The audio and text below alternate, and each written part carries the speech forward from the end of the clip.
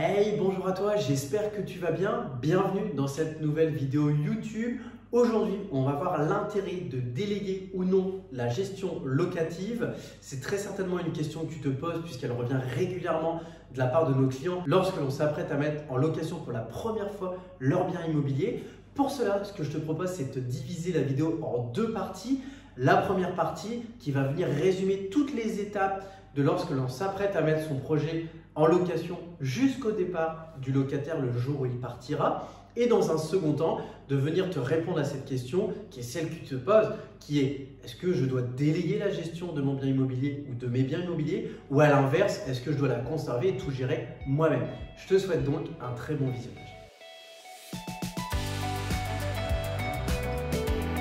Alors, commençons donc dans un premier temps, comme je te l'ai annoncé, par les étapes qui vont venir justement délimiter la gestion locative. Alors aujourd'hui, lorsque l'on s'apprête à mettre un bien en location, la première étape, bien évidemment, elle est indispensable et c'est peut-être la plus logique. Non, ce n'est pas de mettre une annonce en premier, c'est bien évidemment de prendre les plus belles photos que tu pourrais avoir de ton bien pour donner envie aux futurs locataires d'aller habiter dans ce dernier. Je peux te donner en conseil d'avoir le maximum de luminosité. Tu peux le voir, c'est exactement la même chose pour les vidéos YouTube.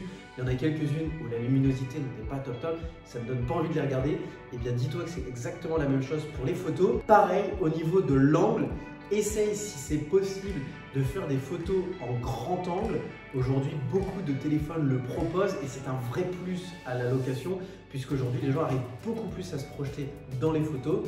Et après, pareil, c'est quelque chose qui peut sembler évident et pour autant, très peu de personnes le font sur les sites d'annonces.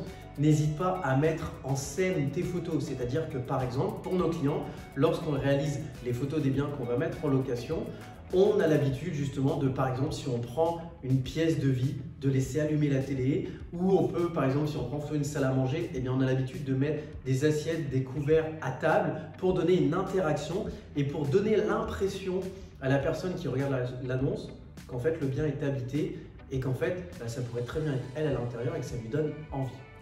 Maintenant, on arrive justement à la fameuse rédaction de l'annonce.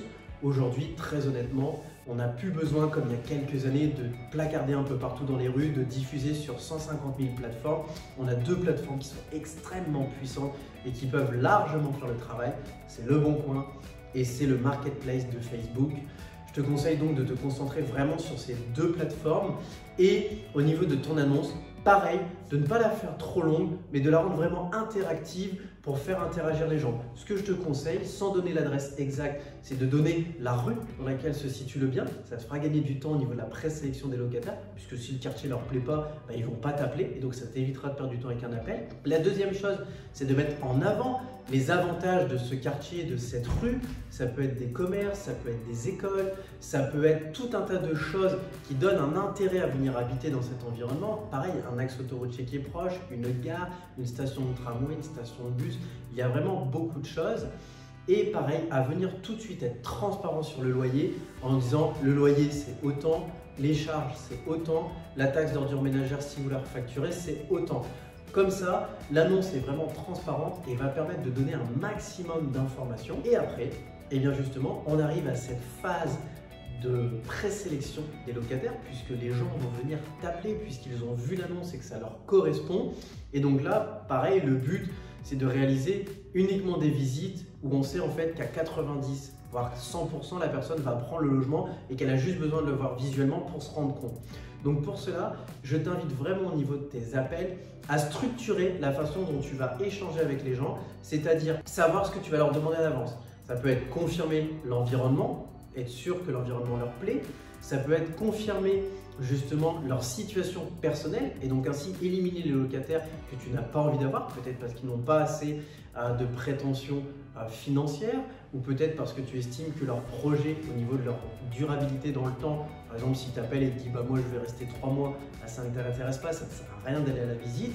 Et après la dernière chose, je le dis toujours, aujourd'hui il est hors de question de faire de la discrimination dans l'immobilier, mais il y a une chose qu'on a le droit de faire, c'est de refuser une personne si aujourd'hui le feeling ne passe pas. Et c'est pour cela, n'hésite vraiment pas à te retirer de la tête, il faut que je loue pour dire de louer, mais vraiment à aller à la visite avec des personnes avec qui tu as un feeling, Parce que à partir du moment où il y a des intérêts financiers avec une personne, si aujourd'hui il n'y a pas un minimum de relationnel, cela peut devenir très compliqué dans le futur en cas de litige. Maintenant, on arrive à la quatrième et magnifique étape qui est l'étape des visites. Et une nouvelle fois, je te donne mes conseils. Je te conseille de concentrer les visites au même moment pour donner déjà dans un premier temps l'impression d'afflux, puisque si la personne vient et voit qu'il y a déjà 5, 10, 15, 20 personnes qui viennent au même moment, ça crée une situation d'urgence. Et surtout, la réalité, c'est surtout plutôt là, c'est le fait que pour toi, ce sera beaucoup plus simple à organiser. Une fois que tu as validé tout ça, on arrive dans la dernière étape, c'est l'étape de la partie administrative, qui est la moins marrante, mais qui est la plus importante. N'oublie pas de bien choisir le bon bail. Je vois bien souvent des clients de l'agence qui refusent de prendre la gestion locative parce qu'ils ne veulent pas payer et qui, au moment de la mise en location, en fait, valident le mauvais bail en prenant par exemple les articles de loi des baux nus alors qu'ils vont louer meublé et inversement, ou qui pareil vont oublier de mettre des clauses très importantes dans leur bail et qui peuvent les sauver si demain il y avait un litige. Donc pour cela, je t'invite vraiment, ça ne coûte pas très cher, mais soit à faire ton bail rédigé par un notaire, mais aujourd'hui ce n'est pas forcément conseillé pour l'habitation, c'est plus pour du commercial, de l'artisanal. Mais aujourd'hui tu peux tout simplement aller sur internet, tu as des modèles de baux qui sont pré-rédigés, que tu as payé 5, 10, 15, 20 euros, mais qui sont faits par des juristes et qui aujourd'hui vont pouvoir t'apporter énormément. Maintenant, on arrive à cette fameuse question, la question que tu te poses, qui est de savoir, c'est bien tout ça, mais est-ce que je délègue ma gestion locative ou pas? Le raisonnement, il est simple. Aujourd'hui, ça coûte de l'argent. La gestion locative, ça coûte en moyenne l'équivalent d'un mois de loyer sur une année. Ce qu'il faut, c'est se dire, est-ce que je le fais ou est-ce que je ne le fais pas? Et quand nos clients nous posent la question en nous disant, est-ce que vous me conseillez de prendre la gestion locative? On essaye toujours de ne pas avoir ce système de on est des commerciaux, on est là pour gagner de l'argent. Bien sûr qu'on va leur vendre la gestion locative parce que ça va faire plus d'argent pour la société, ça va faire des commissions pour le commercial. Non, on essaie toujours d'avoir ce raisonnement que je vais te partager, qui est le raisonnement que tu dois avoir, c'est combien vous estimez que vous allez mettre d'heures pour gérer votre bien sur une année. Aujourd'hui, je peux le dire, pour gérer un bien, c'est très simple. En moyenne, ça représente 25 heures de gestion par locataire. Maintenant, la question c'est combien je gagne à l'heure? Aujourd'hui, si tu as un taux horaire de 30 euros de l'heure, eh bien c'est extrêmement simple. Tu sais que le fait de gérer le bien toi-même, ça va te coûter une moyenne par an de 25 heures fois 30 euros. Si aujourd'hui, le montant qui ressort est supérieur au coût que te coûte le fait de déléguer la gestion locative, tu n'as pas à réfléchir. Aujourd'hui, il faut tout de suite que tu la délègues parce que ton temps a plus de valeur. Tu vas pouvoir créer plus de richesse en mettant ton temps ailleurs. Et aussi, il ne faut pas oublier que selon le régime fiscal que tu utilises, la gestion locative est déductible de tes loyers. Donc, c'est-à-dire qu'en plus, tu ne payeras pas 100% de ce prix puisqu'une partie va venir en déduction des impôts que tu aurais dû payer sur les loyers ou si tu n'en payes pas, va venir la repousser sur les années suivantes. Donc ça, c'est le premier point. Et le deuxième point, je le dis toujours et c'est peut-être le plus important, c'est est-ce que vous allez aimer ça? Et aujourd'hui, quand on veut faire les choses correctement, il faut être passionné. Et j'ai énormément de clients qui nous ont dit, et ils se reconnaîtront s'ils regardent la vidéo, ok Victor, on teste, on prend la gestion locative pendant un mois et on voit, et si ça va pas, est-ce qu'on peut vous la rendre? Bien évidemment, aujourd'hui on a un contexte commercial, même si c'est pas trop le but, oui, on va la reprendre parce qu'on sait que ça va vous soulager. Et en fait, ce qui est marrant, c'est qu'en fait, on a plus de 90% de nos clients qui nous la rendent parce qu'en fait, ils se rendent compte que administrativement, c'est lourd, c'est barbant et c'est assez ennuyant. Donc vraiment, si c'est quelque chose où tu sais que toute la partie paperasse va venir t'ennuyer ou que tu as peur de faire une erreur qui pourrait te coûter cher dans quelques années, c'est pareil.